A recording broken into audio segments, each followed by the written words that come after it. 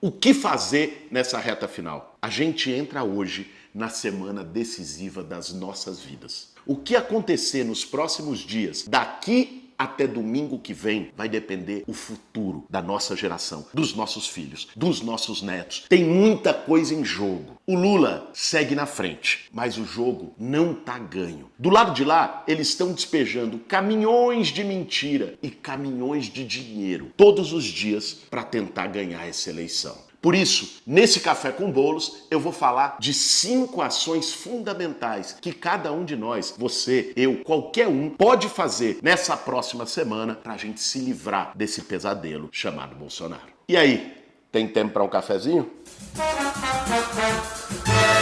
Para fazer um bom café, meu bem.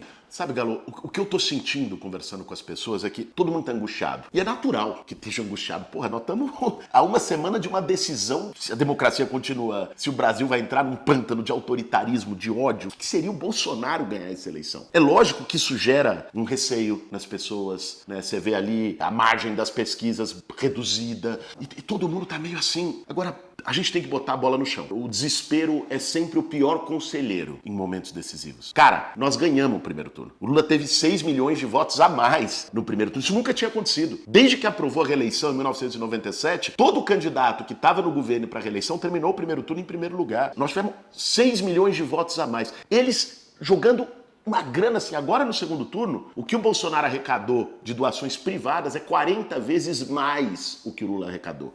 É o agronegócio, é o setor financeiro, jogando peso, né, para tentar decidir a campanha. E ainda assim, nós estamos na frente. Ainda assim, nós estamos ganhando. Porque a rejeição do Bolsonaro também é muito alta. Não é fácil os caras saírem ganhando milhões de votos assim. Muita calma nessa hora. Não é essa coisa assim, então um ponto, 2 pontos, chegaram, viraram. Calma. Se a gente pensar assim, não tá longe do nosso alcance, cara. O Lula teve 57 milhões de votos no primeiro turno. Se 10%, só 10% das pessoas que votarem no Lula, nessa próxima semana, virarem um voto, cada um virar um voto, cada um que tá aqui virar um voto. Se acontecer isso, a gente ganhou a eleição. Simples assim. É algo que depende de todo mundo. E a gente tem que estar engajado nessa tarefa. Assim, é um pouco cabeça fria, deixar a angústia um pouquinho de lado, coração fervendo, mas cabeça fria que nós vamos ganhar. Nós vamos conseguir. Se a gente fizer certinho, fizer a lição de casa, se cada um se envolver, nós vamos ganhar a eleição. Primeira tarefa, dialogar com os eleitores que votaram no Ciro ou na Simone Tebet no primeiro turno ou que votaram nulo. Vê só, vamos botar no papel aqui. Se somar votos na Simone Tebet, votos no Ciro, dá 8 milhões e meio de pessoas. Se a gente ainda botar as pessoas que votaram nulo ou branco, dá mais 5 milhões e meio de pessoas. Nós estamos falando de 14 milhões de brasileiros. Faltou muito pouco, faltou 2 milhões de votos para o Lula ganhar no primeiro turno. Se a gente mantém os votos que a gente teve no primeiro turno e pega metade dos votos do Ciro e da Tebet, ainda consegue convencer uma parte das pessoas que anulou a vir junto, nós ganhamos e ganhamos bem. Esse diálogo precisa ser feito com muita humildade, com muita tranquilidade. Eu voto no Lula por convicção, por acreditar que é o melhor para o Brasil. Mas vai ter gente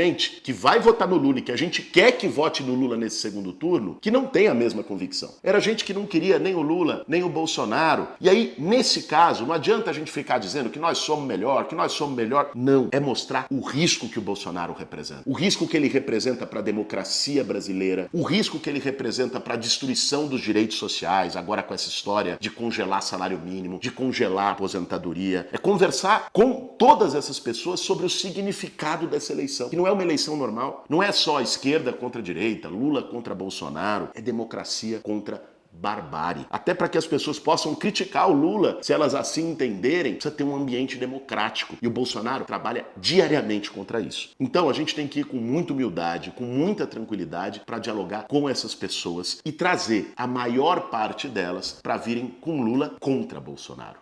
Eu me lembro de uma senhora que estava indecisa, numa comunidade, né, uma comunidade aqui da periferia de São Paulo, da Zona Leste. Eu fui conversar com ela e ela falou: meu filho, eu até gosto do Lula, tal, minha vida melhorou, meu filho entrou na faculdade e tudo mais, mas o Bolsonaro me deu R$600 e eu tava precisando. Não pensem que isso não existe. Fora da bolha, da gente que sabe e tal, que ele queria 200 e não sei o quê, que isso foi eleitoreiro, mas para as pessoas chegou como o Bolsonaro me deu R$600. Então, se a gente chegar, e foi o que eu fiz naquele dia, eu cheguei, minha senhora, o Bolsonaro queria dar 200. A gente da oposição que brigou para ele dar 600. Depois ele reduziu o auxílio para 400, né? E agora na véspera da eleição aumentou de novo para querer ganhar o voto da senhora e de outras pessoas. E isso só vai até dezembro. Ele já mandou o projeto de lei lá para o Congresso e tal, que o ano que vem reduz de novo. Quer dizer, a gente acha que isso é óbvio. Não, muitas vezes as pessoas, a informação não chega. Ela falou, bom, é isso mesmo. Eu mostrei um negocinho para ela. Então eu vou votar no Lula. Você entendeu? Tem uma coisa que é fazer a informação chegar com tranquilidade. Aquilo que muitas vezes é óbvio pra gente, não é óbvio pra todo mundo. Segunda tarefa, convencer as pessoas a irem votar. No primeiro turno, mais de 32 milhões de pessoas simplesmente não apareceram nos locais de votação. Não foram votar. Foi a maior abstenção desde 1998. E a maior parte dessas pessoas que não foram, se você olhar o mapa das regiões e tudo mais, são pessoas de baixa renda. Ou seja, é um voto que tendencialmente iria pro Lula, porque o Lula ganhou bastante entre as pessoas com menos de 2 salários mínimos. E elas não foram votar, seja porque a eleição não importa, esse sentimento de antipolítica que foi difundido no Brasil e tal, política é tudo igual, essa coisa, mas seja também porque não tiveram condições. Por isso que nós estamos travando a briga nesse segundo turno para a liberação do transporte gratuito nas cidades brasileiras. Aqui em São Paulo a gente entrou com uma ação judicial contra o prefeito Ricardo Nunes, que diz que não vai liberar transporte gratuito. A pressão em cada uma das cidades, na cidade que você tá, para que o prefeito, para que a prefeita libere transporte gratuito é muito importante. E também a conversa com as pessoas que você conhece e que não foram votar no primeiro turno para irem votar agora. Porque a ausência de votação, e normalmente o segundo turno tem um aumento da abstenção em relação ao primeiro, em todas as eleições, essa ausência pode ser decisiva. O nosso trabalho nessa semana final para dizer vota,